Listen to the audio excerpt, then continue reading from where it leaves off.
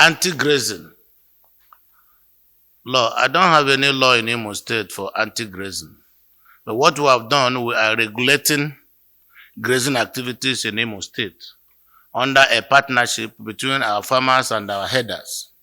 They signed an MOU in my office and they agreed to work together.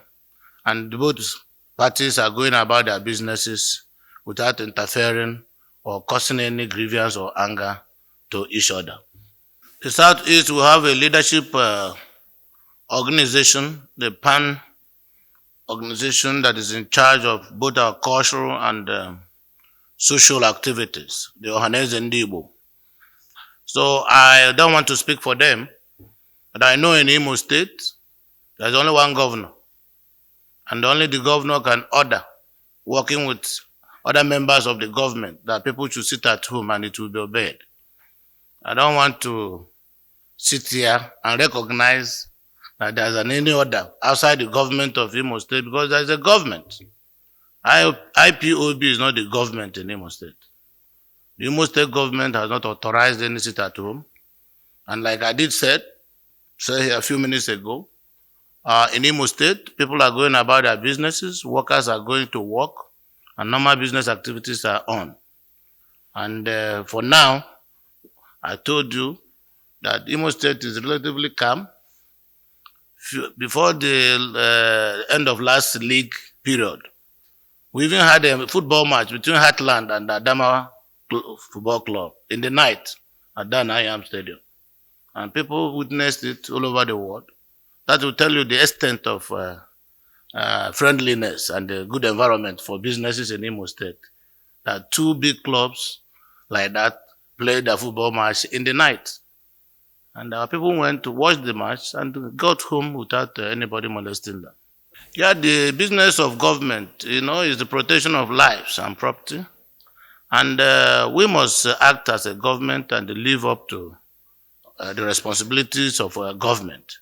So we try to maintain law and order and condemn illegal and criminal activities and make those who are apprehended to face the law.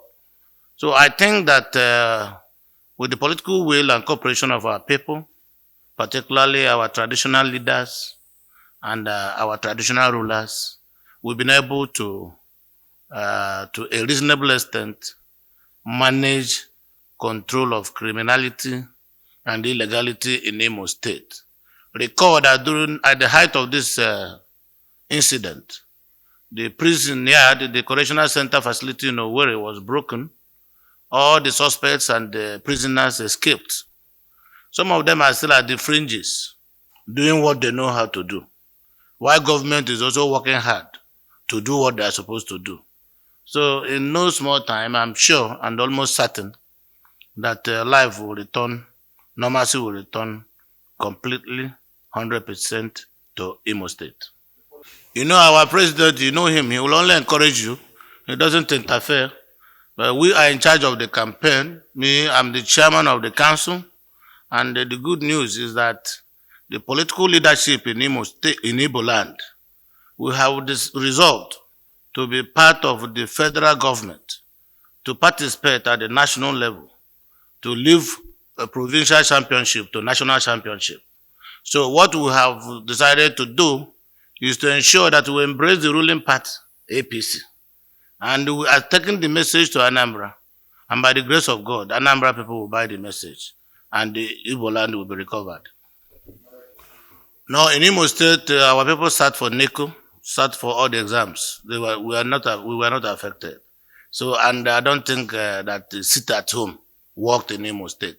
If you check your facts very well, they will tell you that our students sat for the exam, and the exam went on very well and successful. The petroleum tankers is not a very simple thing. People have chosen to do things that are not proper. A road contractor, construction contractor, not even during my regime, destroyed some part of a gas station, filling station at Olu. And the owner of the station took the contractor to court.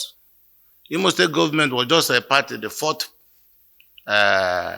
defendant in the case.